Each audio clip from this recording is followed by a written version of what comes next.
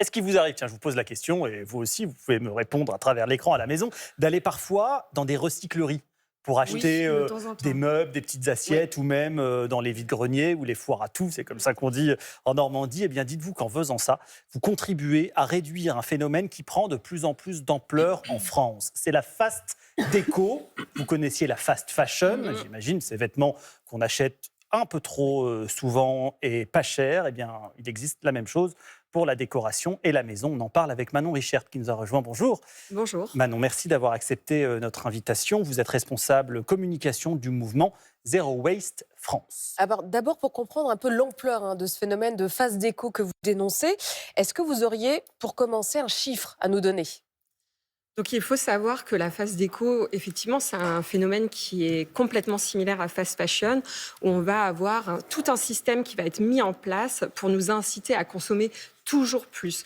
Donc il va y avoir une accélération des tendances, une multiplication des références, et on va avoir des enseignes qui sont pourtant pas associées à de la fast déco, qui vont proposer plus de 10 000 références et qui vont en ajouter tous les ans 3 000, 4 000. Ça, c'est vraiment les enseignes physiques, qui ne créent pas autant d'emplois que ça en plus. Les enseignes physiques, c'est C'est quoi? les C'est des magasins. magasins. Les Ok. magasins, voilà. Et vous allez avoir les fameuses plateformes en ligne qui vont proposer des millions de références dans le monde et qui vont en fait proposer ces références à partir de l'intelligence artificielle pour créer une demande, un besoin et produire à partir de là.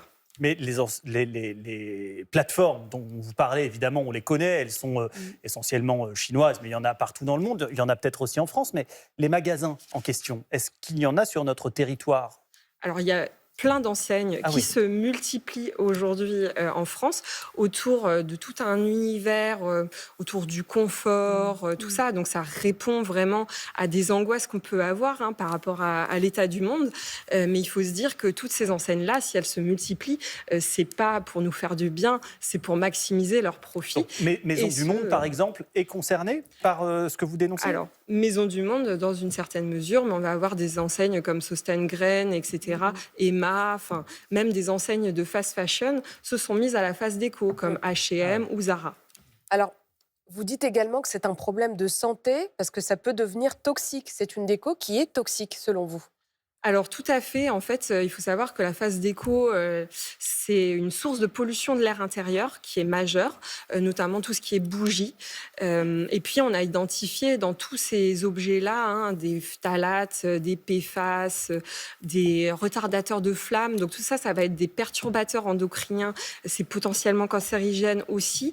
Et en fait, on considère que comme c'est pas en contact avec la peau, il n'y a pas de risque, donc il n'y a pas de réglementation. Alors évidemment, votre étude, elle a été faite sur ces enseignes-là, mais ce que vous dites là, les microplastiques, les PFAS, tout ce qui est mauvais pour la santé, on peut aussi le retrouver dans des produits qui ne sont pas issus de la phase déco. Vous voyez ce que je veux dire? C'est là que j'essaye de différencier le bon grain de l'ivraie, quoi.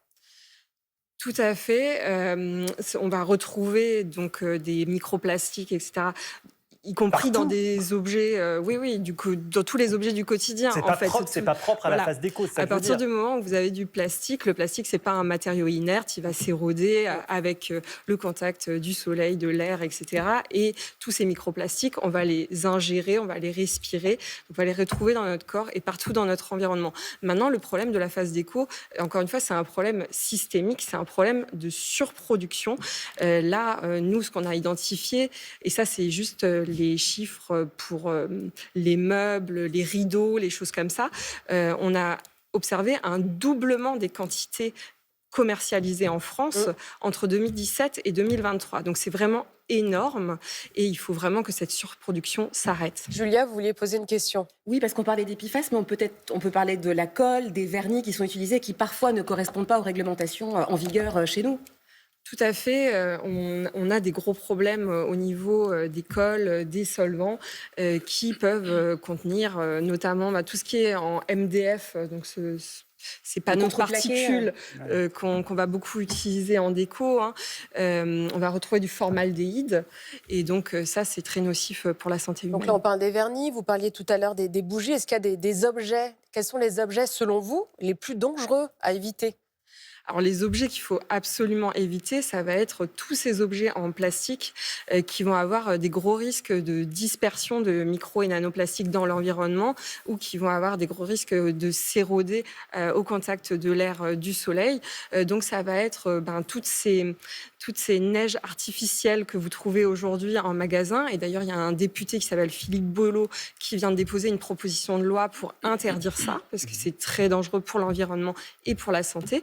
Et puis, vous allez avoir les fleurs en plastique qu'on retrouve beaucoup sur les devantures de café, le gazon en plastique, tout ça, ça va s'éroder au contact des éléments. Donc, c'est une source de micro et nanoplastiques. On comprend, bien sûr, comme la fast fashion, c'est mauvais pour l'environnement, c'est pas bon pour la santé. OK, une fois qu'on a dit ça, comment on fait? Moi, je pense aux gens qui nous regardent et qui vont dans ces enseignes parce que c'est un peu moins cher, parce qu'il y a une offre qui est pléthorique. Qu'est-ce qu'on leur dit à nos téléspectateurs qui se disent « Ah bah oui » et qui se sentent peut-être un peu coupables? Alors, la culpabilité, elle n'est pas sur le consommateur. Pour nous, c'est évident que les premiers responsables, ce sont les enseignes, les marques qui Mais mettent en bout de chaîne, c'est nous qui achetons. tous ces objets en marché. Évidemment, il y a quelques questions à se poser en tant que consommateur avant d'acheter tout ça.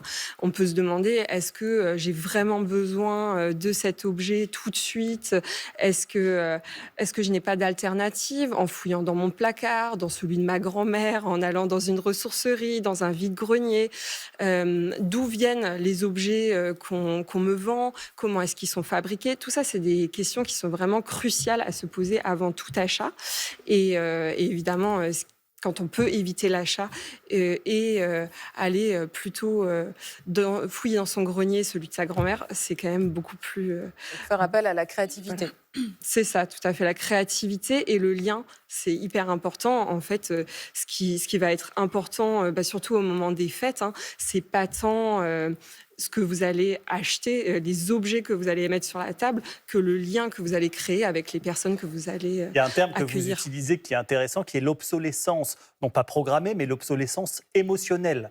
Ça veut dire que ce sont aussi des produits qu'on achète dont on se lasse peut-être plus vite.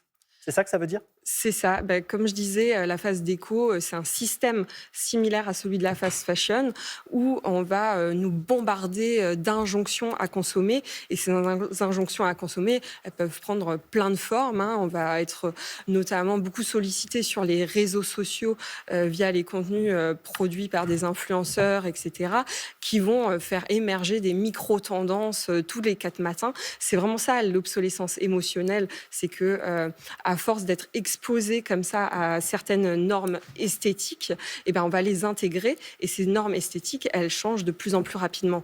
Alors très rapidement, demain, c'est le réveillon, ça vous a pas échappé. Comment est-ce qu'on fait pour ne pas se mettre en danger et avoir quand même une table sympa pour le réveillon? Pas de bougie donc déjà. Pas de plastique. Oui, il vaut mieux éviter effectivement tout ce qui est bougies, plastique et aller plutôt tout simplement fouiller dans son arbre généalogique, dans les placards de sa grand-mère, comme je disais, ou tout simplement dans aller son jardin. voir les arbres, les vrais arbres, qui ont beaucoup de choses à nous proposer aussi. Vous pouvez tout à fait glaner des branches de sapin, des pommes de pin, des châtaignes, des choses comme ça, et faire des couronnes, des centres de table avec ça. Si vous habitez plutôt près de la mer, aller chercher des galets, du bois flotté, tout ça, ça peut aussi faire son petit effet. Et voilà, il y a plein de Moins choses. pratique quand on habite en agglomération, les galets, mais enfin bon, c'est une idée comme une autre. Merci beaucoup Manon Richer, porte-voix ce matin du mouvement Zero Waste France qui lutte donc contre les gaspillages en tout genre. Merci d'être Merci à passé vous. par le plateau de Télémat.